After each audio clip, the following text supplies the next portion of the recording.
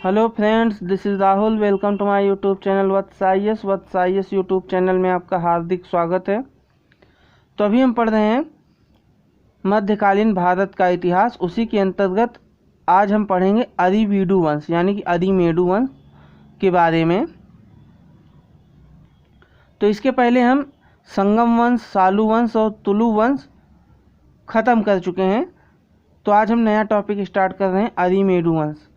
तो पिछले वीडियो में हमने पढ़ा था कि बन्नी हट्टी का जो युद्ध हुआ था, यानी कि जिसको राक्षसी तंगड़ी का युद्ध भी कहा जाता है या फिर उसी को तालिकोटा का भी युद्ध कहा जाता है। तो वहाँ से सदाशिवराय जान बचाकर भागा था और फिर इसने पेनकोंडा में शरण ली थी और तिरुमल ने सदाशिवराय की मदद की थी राजा बनने में। लेकिन बाद में ये हुआ कि सदाशिवराय अपना शासन सही से नहीं चला पाया, तो इसकी वजह से तिरुमल ने वो शासन अपने हाथों में ले लिया। तो नया राजा कौन बन गया? तिरुमल। तो जब तिरुमल राजा बना तो तिरुमल ने एक उपाधि धारण की, पतनशील कर्नाटक राज्य का उद्धारक। ये उपाधि थी किसकी? तिरुमल की। आगे चलते हैं।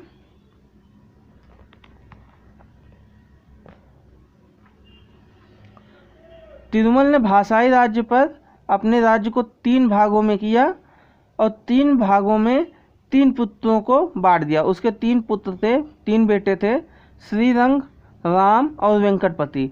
तो तिरुमल ने अपना राज्य 3 भागों में भाषा के आधार पर बांट दिया और 3 बेटों को अलग अलग रूप से दे दिया, सौंप दिया, जिससे वो अलग अलग भाषा के राज्यों में अपना अलग अलग शासन चला सकें। जैसे आज के टाइम में आप देखते हैं तेलुगु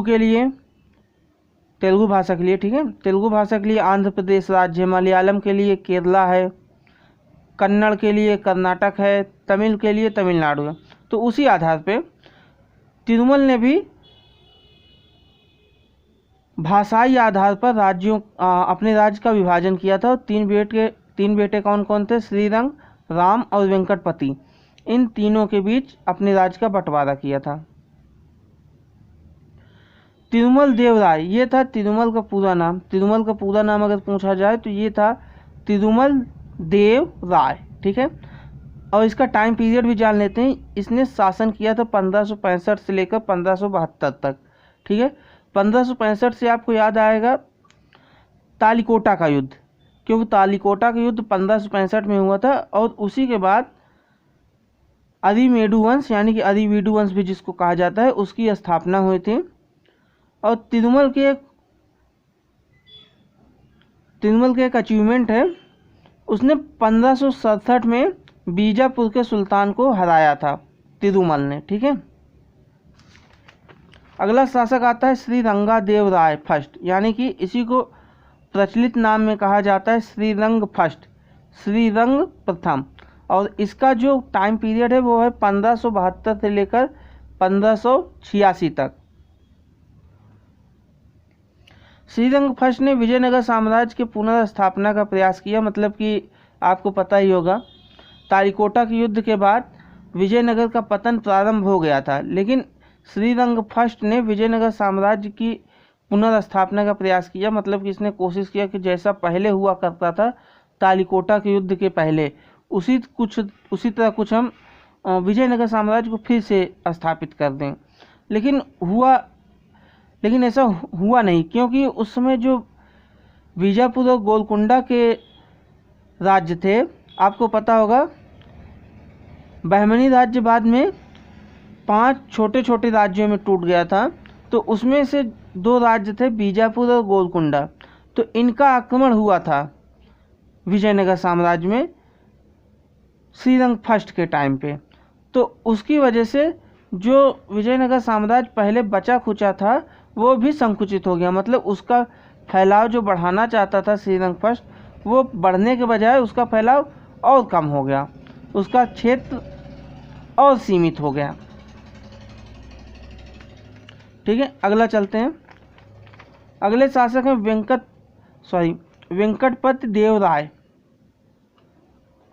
ये जो वेंकटपति देव राय हैं, इनको वेंकट द्वितीय के नाम से जाना जाता है। और इनका जो टाइम पीरियड है वो है 1586 से लेकर 1614, 1586 से लेकर 1614, ठीक है। और वेंकट द्वितीय जो है ये महानतम शासक था अरिवीडु वंश का। देखते हैं वेंकट द्वितीय के बारे में कुछ खास बातें। ये था श्रीरंग फर्स्ट का भाई था। इसके पहले जो अभी आपने पढ़ा श्रीरंग फर्स्ट शासक, उसी का भाई था। और ये अकबर का समकालीन था, मतलब जिस समय मुगल वंश में अकबर का शासन चल रहा था उत्तर भारत में, ठीक उसी समय वेंकट द्वितीय शासन कर रहा था दक्षिण भारत में अरिवीडु वंश के अंतर्गत। और ये सबसे महानतम शासक था अरिवीडु वंश का, ठीक है। तो मैं समझता हूँ इतना क्लियर हो गया होगा। आगे चलते हैं। वेंकट द्वितीय ने अपनी राजधानी बनाई थी चंद्रागिरी को, ठीक है, चंद्रागिरी को बनाई। बाद में फिर से इसने पेनकोंडा को बना दिया था, पेनकोंडा को, ठीक है। वेंकट द्वितीय ने अपनी राजधानी चंद्रागिरी बनाई थी। और आपको पता होगा इसके पहले कौन सी थी, पेनकोंडा। किसके समय में, तिरुमल के समय में। लेकिन वेंकट द्वितीय जब आएगा तो इसने अपनी राजधानी बना दिया चंद्रागिरी को, लेकिन बाद में फिर इसने फिर से अपनी राजधानी उसी जगह बनाई पेनकोंडा में। अगला टॉपिक है, अगला पॉइंट है, वेंकट द्वितीय ने 1610 में डचों को पुलिकट में कारखाना खोलने की अनुमति दी। मतलब कि डच आप जानते होंगे यूरोप में एक देश है नीदरलैंड, उसी को हॉलैंड के नाम से जाना जाता है। तो वहाँ के निवासी थे, वहाँ के निवासियों को डच कहा गया है। तो डच लोग जब आए थे वेंकट द्वितीय के दरबार में, तो वेंकट द्वितीय ने डचों को कारखाना खोलने की अनुमति दे दी। कहाँ पे, पुलिकट में। तो अब अगला पॉइंट देखते हैं। इतना मैं समझ रहा हूँ आपको समझ में आ गया होगा। वेंकट द्वितीय के बारे में एक खास बात यह है,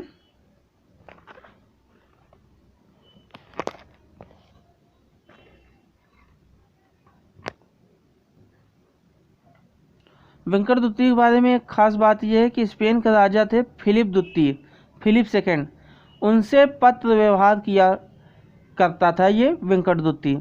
यानी कि हम कह सकते हैं, हम समझ सकते हैं कि वेंकट द्वितीय का जो राजा फिलिप द्वितीय के साथ जो संबंध था बहुत ही अच्छा, बहुत ही बढ़िया संबंध था राजा फिलिप द्वितीय के साथ। और राजा फिलिप द्वितीय कहाँ के थे, स्पेन के राजा थे।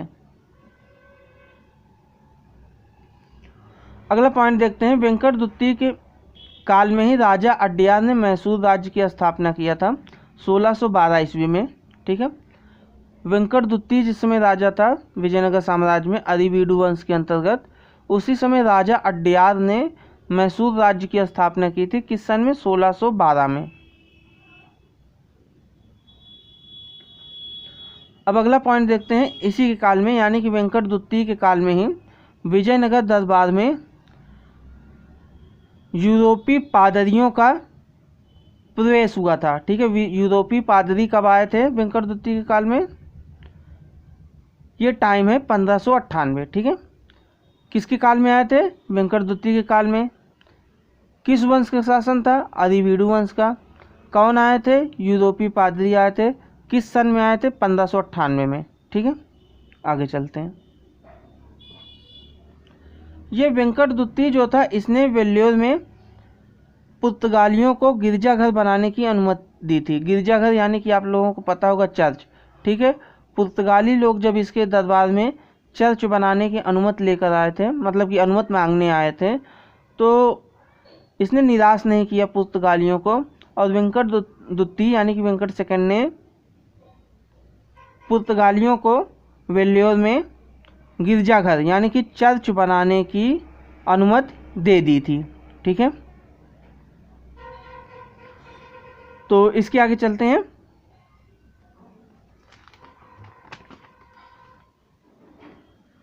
वेंकट द्वितीय चित्रकला का प्रेमी था, ठीक है। और वेंकट द्वितीय को यूरोपीय चित्र काफ़ी पसंद आते थे। अरिवीडु वंश के अंतिम शासक के बारे में बात करें तो अंतिम शासक था श्रीरंग थर्ड। और विजयनगर साम्राज्य का भी अंतिम शासक था श्रीरंग तृतीय यानी कि श्रीरंग थर्ड। अरिवीडु वंश का अंतिम शासक कौन, श्रीरंग थर्ड।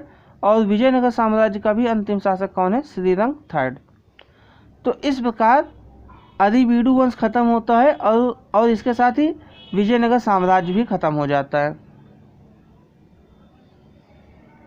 तो आई होप कि आपको ये वीडियो समझ में आया होगा, और अगर कहीं पे भी डाउट है तो आप रिवाइंड करके एक बार फिर देख सकते हैं। मैंने इसमें ज़्यादा कुछ बताया नहीं है, बस सिंपल सा टॉपिक है और कुछ फैक्ट हैं अधिवीडु वंश के बारे में, और मैंने वही फैक्ट बताए हैं जो कि एग्जाम में आते हैं। ठीक है, तो आप अगर चैनल पर नए हैं तो प्लीज़ आप सब्सक्राइब कर दीजिए और अपने दोस्तों, मित्रों, कलीग्स तक इस वीडियो को पहुंचाइए। ठीक है, जिससे ज़्यादा से ज़्यादा लोगों को इस चैनल का लाभ मिल सके। तो आज के लिए इतना ही। वीडियो देखने के लिए धन्यवाद।